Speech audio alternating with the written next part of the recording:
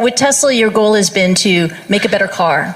And you've done that with an electric vehicle that people covet, that has quite a cult following, that's upgradable.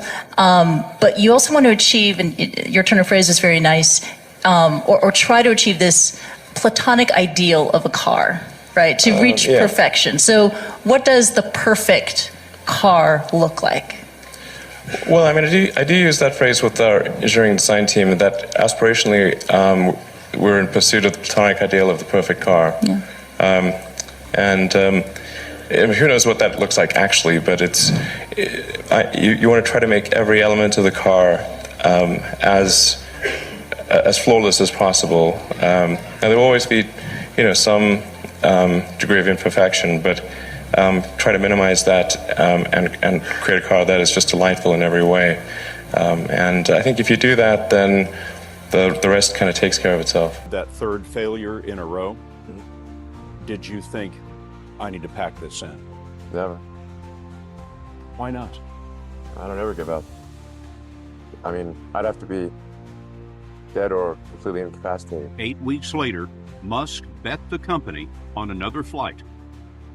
We have liftoff. And this time around, everything worked. Perfect. If that fourth launch hadn't worked, that would have been it. We would have not had the resources to mount a fifth.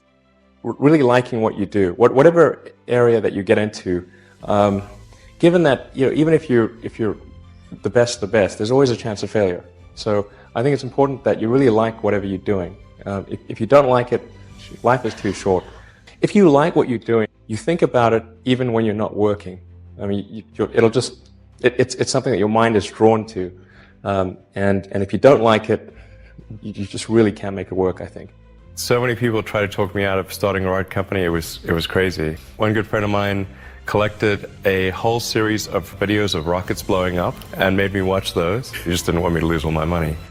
We're doing these things that seem unlikely to succeed, and we've been fortunate, and at least thus far they have succeeded. Now is the time to take risk. You don't have kids. As you get older, your obligations increase. So and once you have a family, you start taking risk not just for yourself, but for your family as well. It gets much harder to do things that might not work out.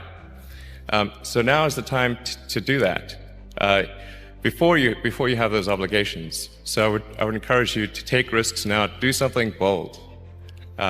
You won't regret it. The failures are not the most terrible things. Well, you have to learn from it and react to it. Yeah, exactly. When you're building something new, there's going to be mistakes. Yeah. And it's important to recognize those mistakes, acknowledge them, and take corrective action. And the success of a company is very much more about how quick are you to fix the mistakes, not will you make mistakes. Or admit the mistakes. Yeah, absolutely. Yeah. And if you see the difference between a startup that is successful and one that is not, and it's because the successful one, they both made mistakes, but the successful one recognized the mistakes, fixed them very quickly, and the unsuccessful one tries to deny that the mistakes exist. Extremely smart people are sometimes quite arrogant because they believe in what they believe in, right? And so when they face criticism, it's less likely to admit, they can make mistakes. Was that in your case? I learned it when I was studying physics. In physics, you're taught to always question yourself. You're taught to always assume that you're wrong, not assume that you're right, and you have to prove yourself not wrong. And so I think that physics framework is really where I learned it, and it's very effective for learning counterintuitive things that aren't obvious. So you are very famous in saying that failure is actually an option, and if you're not failing, that means you're not innovative enough. Yeah, I mean, it's not like I like failure. I mean, who likes failure is terrible. But if you only do things that are certain to succeed, then you're only going to be doing very obvious things. When I interview someone to work at the companies, would be to ask them to tell me about the problems that they worked on and how they solved them.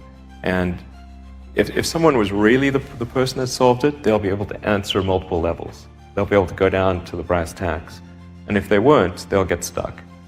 And then you can say, oh, this person was not really the person who solved it, because anyone who struggled hard with a problem never forgets. If you're creating a company or if you're joining a company, the most important thing is to attract great people. So either join a group that's amazing, that you really respect, or if you're building a company, you've got to gather great people. I mean, all a company is a group of people that have gathered together to create a product or service. And so depending upon how talented and hardworking that group is, and the degree to which they are focused cohesively in a good direction, that will determine the success of the company. So do everything you can to gather great people if you're creating a company. You've got to make sure that whatever you're doing is a great product or service. It has to be really great. And I go back to what I was saying earlier where if you're a new company, I mean, unless it's like some new industry or new market that, if it's an untapped market, then you have more ability to, the standard is lower for your product or service. But if you're entering anything where there's an existing marketplace against large entrenched competitors, then your product or service needs to be much better than theirs. It can't be a little bit better, because then you put yourself in the shoes of the consumer and they say, why would you buy it as a consumer? You're always going to buy the trusted brand unless there's a big difference. So a lot of times, entrepreneur will come up with something which is only slightly better. And it can't just be slightly better. It's got to be a lot better. You are unusually fearless and willing to go in the face of other people telling you something is crazy. And I know a lot of pretty crazy people, you still stand out. Where does that come from, or how do you think about making a decision when everyone tells you this is a crazy idea? Or where do you get the internal strength to do that? Well, first of all, I'd say I actually think I feel fear quite strongly. So it's not as though I just have the absence of fear. I feel it quite strongly. But there are just times when something is important enough, you believe in it enough, that you do it in spite of the fear. So speaking of important things, like people shouldn't think people shouldn't think, well, I feel fear about this and therefore I shouldn't do it. It's normal to feel fear. Like there'd have to be something mentally wrong if you didn't feel fear. So you just feel it and let the importance of it drive you to do it anyway. Yeah, actually, something that can be helpful is fatalism, to some degree. If you just accept the probabilities, then that diminishes fear. When starting SpaceX, I thought the odds of success were less than 10%, and I just accepted that actually probably I would just lose everything. But that maybe would make some progress if we could just move the ball forward. Even if we died, maybe some other company could pick up the baton and keep moving it forward, so that would still do some good. Yeah, same with Tesla. I thought the odds of a car company succeeding were extremely low. Depending upon how well you want to do, and particularly if you're starting a company, you need to work super hard. So what does super hard mean? Well, when my brother and I were starting our first company, instead of getting an apartment, we just rented a small office and we slept on the couch. And we showered at the YMCA, and we're so hot up we had one computer, so the website was up during the day, and I was coding at night, 7 days a week, all the time. And I sort of briefly had a girlfriend in that period, and in order to be with me, she had to sleep in the office. So work hard, like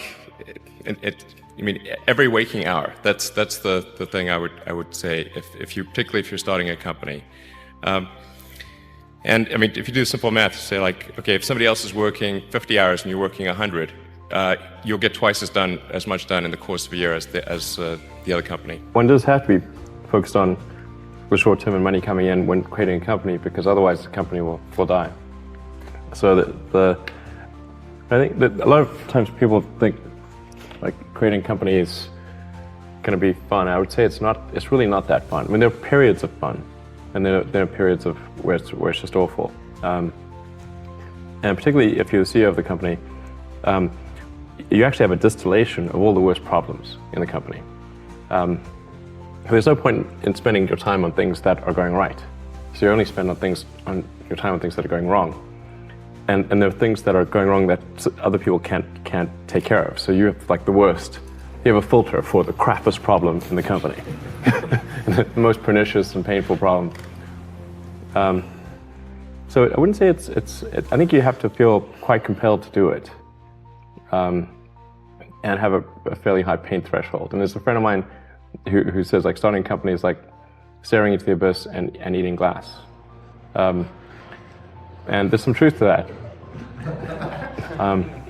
The staring into the abyss part is that you're going to be constantly facing the extermination of the company. Because most startups fail. It's like 90%, probably 99% of startups fail. So that's the staring into the abyss part. You're constantly saying, okay, if I don't get this right, the company will die. It can be quite stressful. And then the eating glass part is you've got to do the problems. You got to work on the problems that the company needs you to work on, not the problems you want to work on. And so that's you end up working on problems that you'd really wish you weren't working on. And so that's the eating glass part. And that goes on for a long time. So how do you keep your focus on the big picture when you're constantly faced with, we could be out of business in a month? Well, it's just a very small percentage of mental energy is on the big picture. Like you know where you're generally heading for, and the actual path is going to be some sort of zigzaggy thing in that direction. You try not to deviate too far from the path that you want to be on, but you're going to have to do that to some degree. But I don't want to diminish the. I mean, I think the profit motive is a good one if the rules of an industry are properly set up. So there's nothing fundamentally wrong with profit. In fact, profit just means that people are paying you more for whatever you're doing than you're spending to create it.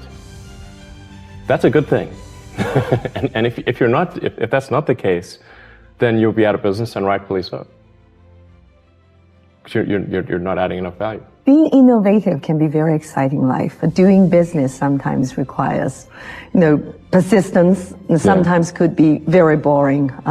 Do you have the same fun from innovation as from business, running a business? Well, I mean, or would you rather to be just an innovator, engineer, instead of a business owner or runner? I mean, I'd love to just do innovation and just do engineering. But you raise a good point, because a lot of life in general, in any job, there's like you have to do your chores. There's because nobody else can do that for you, right? Well, I think to be successful at almost anything, you have to do the tough stuff and as well as the enjoyable stuff. You have to do the boring stuff as well as the non-boring stuff. And if you don't do your chores, then bad things will happen. But if they don't do the things that they don't like to do, then the company will be in trouble. Yeah. Like you have to, you basically, like it's more fun to cook the meal than to clean the dishes. Okay, but you need to clean the dishes. You need to do both. Yes, you need to do both, exactly. First of all, I really need to give some thought to like, how can I provide advice that would be most helpful? And I'm not sure I've given enough thought to that to give you the best possible answer. But I think certainly being focused on something that you're confident will have high value to someone else, and just being really rigorous in making that assessment, because people tend to, a natural human tendency is wishful thinking.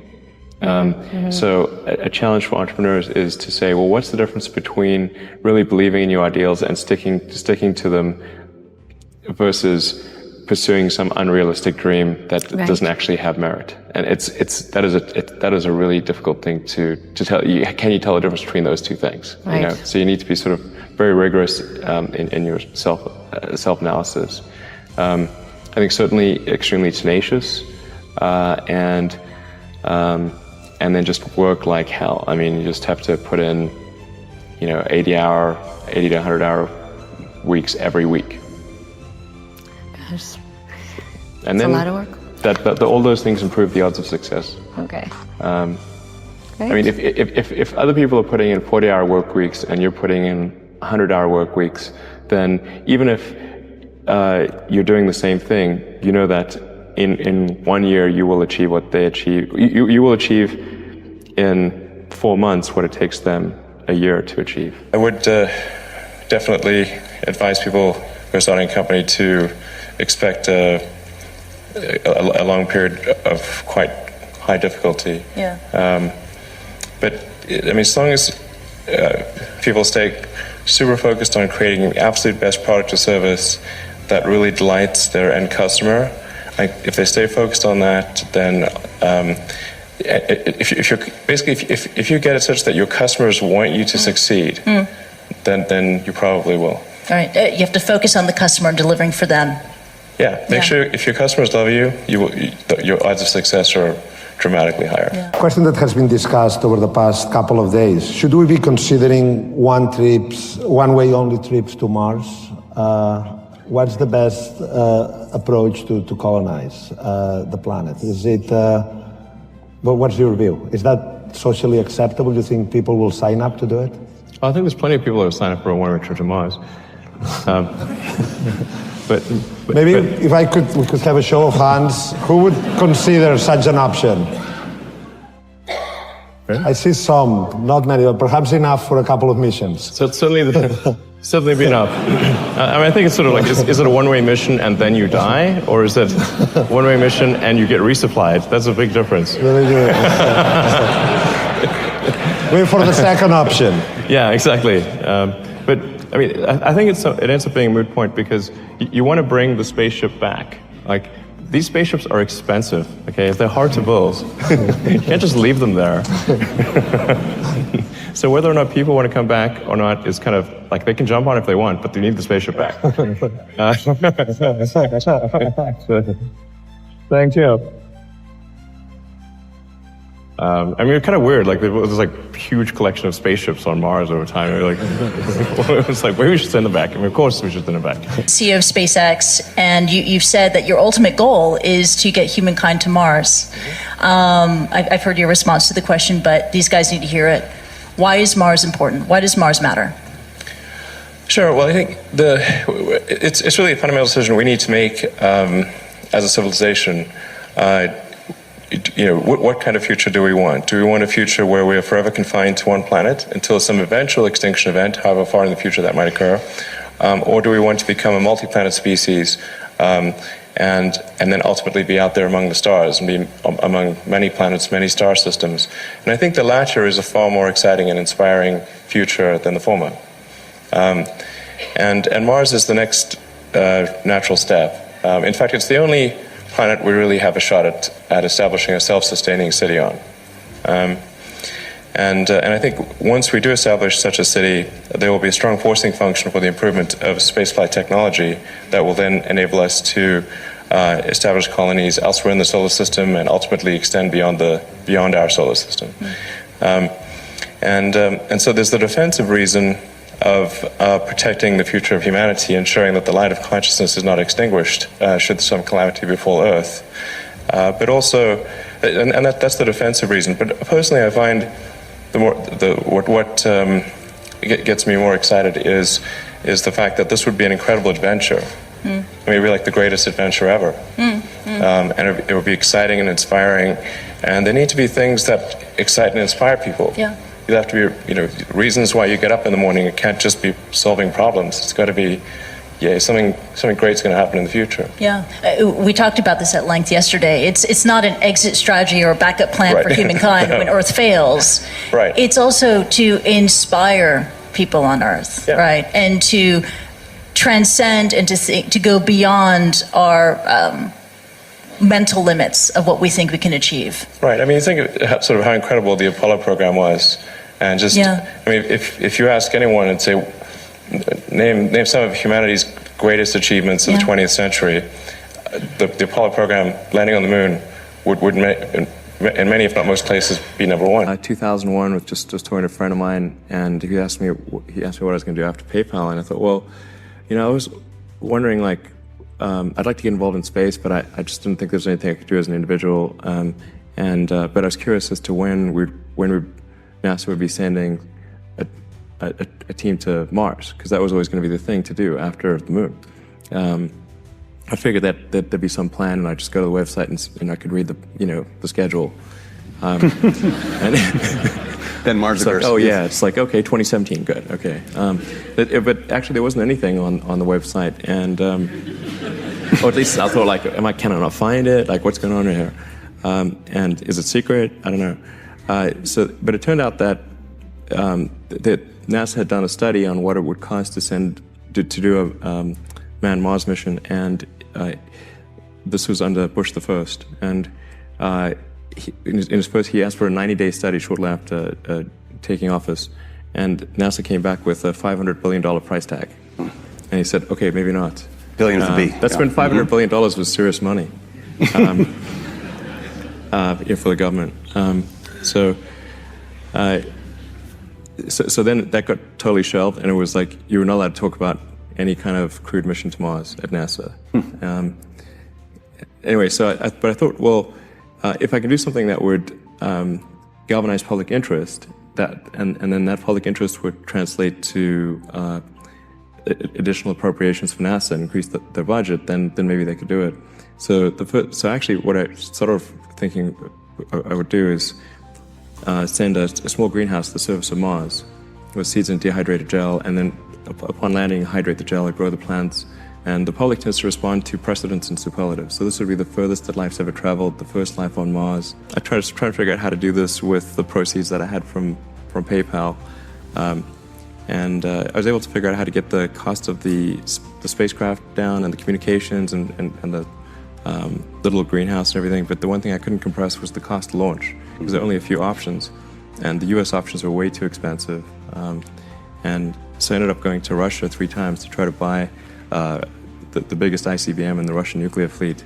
That's where I'd start. Yeah. Yeah. Go big or go home. Right? Yeah. I mean, okay. There was some strange trips, that's for sure. But it's like virtually, like you can buy any. It's a very capitalist society in some ways. So I actually did negotiate a deal to buy 2 of the ICBMs minus the nukes. But I came to the conclusion after that 3rd trip that it wouldn't really matter. Like I actually came to the conclusion that my initial premise was wrong, because I actually think there's a tremendous amount of will in the American population, particularly to explore. The United States, maybe more than any other country, is a distillation of the human spirit of exploration. And it's really fundamental to psyche. So if people think there's a way, I think it would actually get a lot of support. But then it can't be just banging your head against the wall. You've got to believe that this can be done without breaking the federal budget.